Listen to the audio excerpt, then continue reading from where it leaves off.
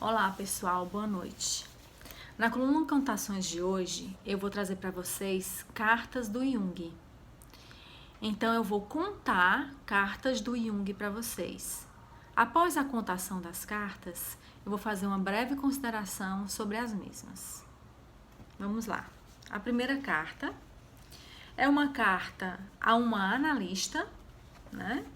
Ou uma candidata a analista, senhora Danzer Vanotti, do dia 6 de abril de 1932.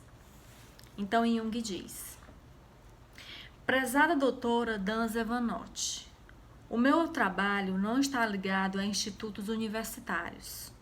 Por isso, não temos à disposição nenhum material policlínico.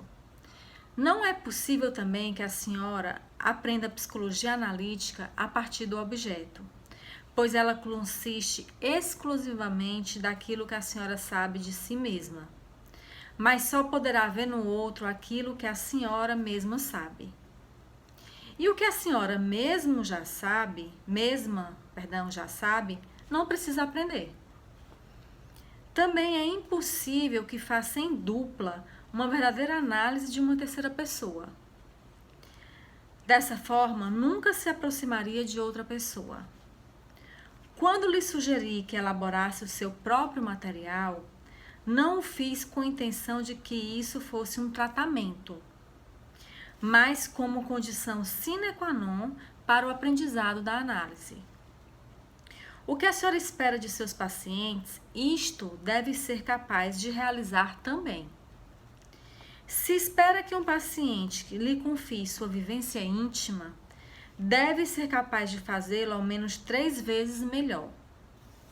Nenhuma análise do outro vai proporcionar-lhe essa experiência única que ele pode dar à análise do seu próprio material. Somente desse modo aprenderá a conhecer o processo psíquico vivo, que não é idêntico à consciência. Ninguém que não tenha experimentado a análise em sua própria pessoa deveria estar autorizado a praticá-la. Esta é minha firme convicção, da qual nunca abrirei mão.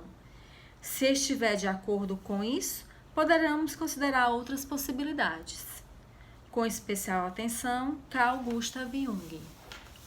Bem, então como podemos ver, nessa carta, a senhora Danzer Vanotti, uma candidata a analista, né? Jung deixa bem claro que o trabalho deve começar primeiro em si mesmo, né? Que o analista que se pretende analista deve estar tão íntimo quanto possível de si mesmo, para daí poder, com sua personalidade, influenciar seus pacientes. Jung foi o primeiro a indicar a análise para analistas, né? Então vemos por essa carta como uma convicção de Jung, né? Essa vivência, a vivência do próprio material para o atendimento, para o acompanhamento de outras pessoas. Para Jung, a formação de um analista baseia-se em um tripé: análise didática, supervisão e estudo, teoria. Eu ouso dizer que, para além desse tripé, a formação de um analista depende da experiência de ser analista também.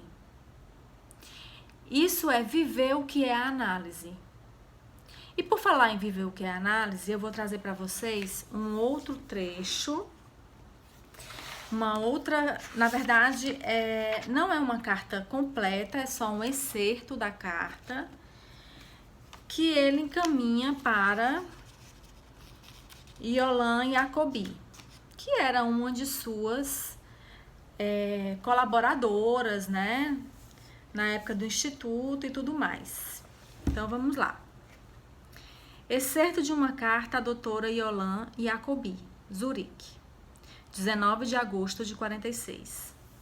Prezada e distinta senhora, a senhora é muito sensível a mexericos. Assim que alguém se dedica à análise, torna-se objeto de boatos. Se eu tivesse dado ouvidos a isso, já estaria morto há muito tempo. É melhor continuar ouvindo os seus sonhos do que os cochichos dos mêmures humanos. Então, assim, Jung muitas vezes era bem direto, né? E com essa carta ele quer dizer para ela que o que é essencial, o que é importante, ela está atenta ao próprio material, né? E não aos mexericos mexericos e boatos que a estavam rondando naquele momento. Então, com isso a gente vê que é uma tarefa árdua, que existe persistência, dedicação, humildade do analista, né? De estar se olhando o tempo inteiro, de estar em seu próprio trabalho, em sua opus. E para isso, ele precisa viver, né? Para isso ele está ao mesmo tempo vivendo a vida, né? E aí eu vou ler uma última carta, né? Que Jung envia, né? Responde para um analista também, né? Que não tem identificação. Uma destinatária não identificada, 10 de junho de 1950. Prezada doutora, com teorias não chegará a lugar nenhum. Procure ser simples e dar sempre apenas o primeiro passo. Apenas o próximo passo. Não precisa prevê-lo, basta que o examine depois. Não existe um como da vida. Ele quis dizer, não existe como, prever um como da vida. A vida se vive, né? Mas a gente o faz, como, por exemplo, a senhora escreveu a sua carta. No entanto, parece que para a senhora é tremendamente difícil não ser complicada e fazer o simples e o que está à mão. Com essas fantasias exageradas de salvação, a senhora se isola do mundo. Desça, portanto, da montanha de sua humildade e siga o seu nariz. Este é o seu caminho e o mais direto. Então, esse siga o seu nariz pode ser compreendido como um siga a sua intuição. Será? Muitas vezes eu penso que é isso que ele está querendo dizer nessa carta, né?